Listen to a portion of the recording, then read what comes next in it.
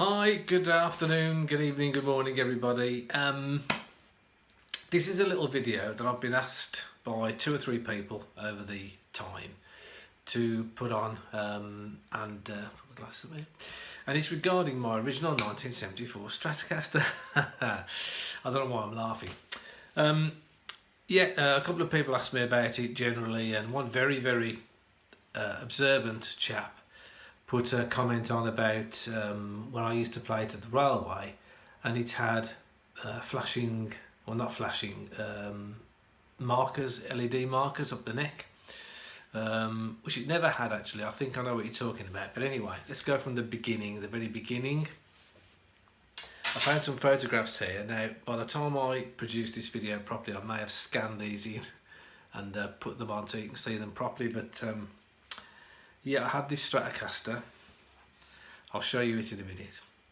In 1974, and this here is a Polaroid picture of myself and young Dave Kirby there in the background in around about 1976, I think, playing at one of the clubs in Birmingham, and that is the Strat in its original sunburst finish, au naturel, straight out the factory.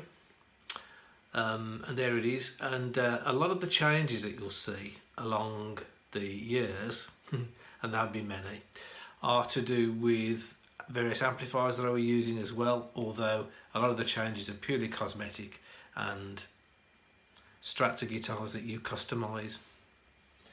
Most people do. So yeah, now the first major transition was, well, for 2 reasons. I got bored with the sunburst finish, and I also saw Richie Blackmore playing with Deep Purple in around about 75, I think, maybe.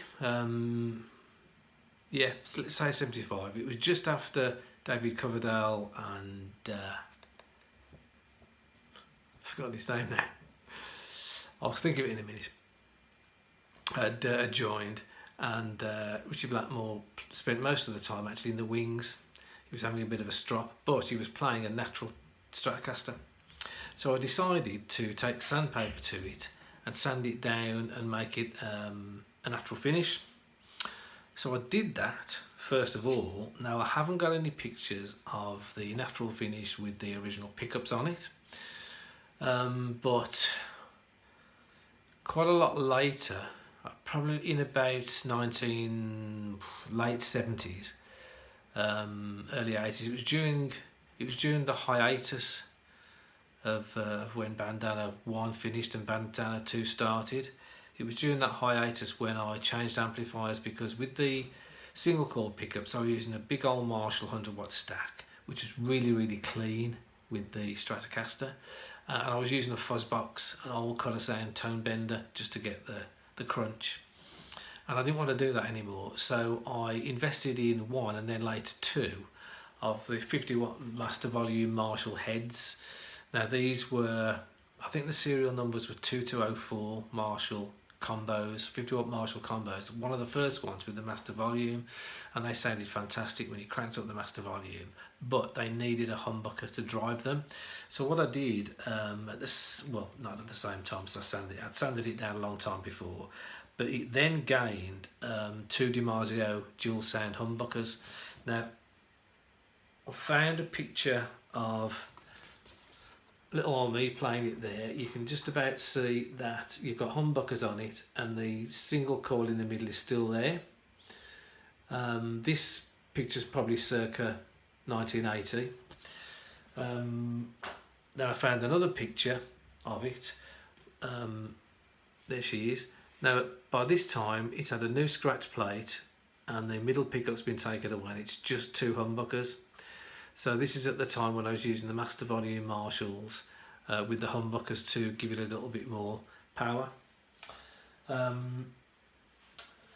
It stayed like that all through the Bandana period. Then when Bandana finished, mid-80s, I started to do like social club work and dance bands and things.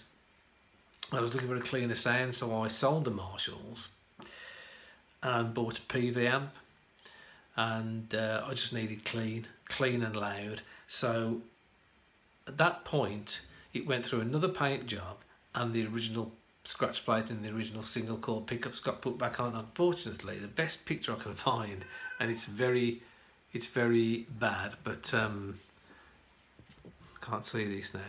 There's me playing and it's blue now. It's car paint, blue car spray paint, like a metallic blue, and it's got the original pickups back on it then with the PV. And it stayed more or less like that all the way through the 90s and noughties until its last makeover, which was all of the stuff that I'd put on it new over the time, including new tuners. I took off and restored it to its original colour, except that I painted it white. So here she is finally, because I like the old Olympic white. So this is it. Everything on here is original, absolutely everything. I put the original tuners back on, and I found the little check tag as well. So here she is, everything's original now. I'll put the original, because I'll keep all the stuff I take off it anyway, so I can put it back to original. So the original Fender tuners, which are awful actually, don't know why people like them. Everything's back on, so all the original pickups, the original scratch plate, the old dirty old knobs, the three-way switch, it's all original now except for the paint job, and this is they're all the paint jobs are my paint jobs, and it's okay. What I may do at some point is get it refinished on the old 3, because you can see at one point I put a 4 bolt neck plate on it to try and give us a bit of stability, because the necks on these 3, well, there's only 2 screws holding the neck in. This one's just an adjustment thing, a micro tilt adjust, and it's awful. So to give it stability I put the 4 plate on, but to get it back original again I put the 3 plate on. But if you knock the neck it moves. It's terrible really. I don't actually play this, I don't take it out anymore because it's playable, but I wouldn't trust it to stay in tune. It'd stay in tune for about 1 song I think, and if I get carried away, knock the neck, then finished, finito. Yeah, there's just one little thing that I've skipped over. When it was in this blue period, I was still actually using it. In fact, I put the Strat pickups back on it before Bandana finished, because I remember now, I'm thinking about it a bit harder, I put the Strat pickups back on it because I got the Les Paul by then. I was using the Les Paul for most of the set, and then I would change to the Strat with the original single cord pickups on for the lighter songs like Take It Easy. I'd play on this like that.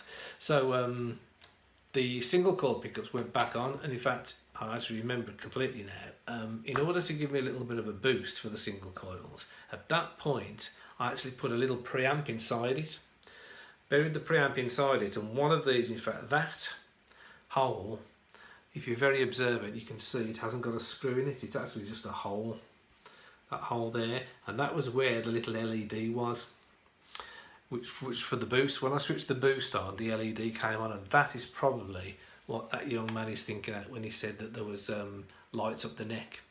There was never any lights up the neck or anything like that, but the one little LED that was there.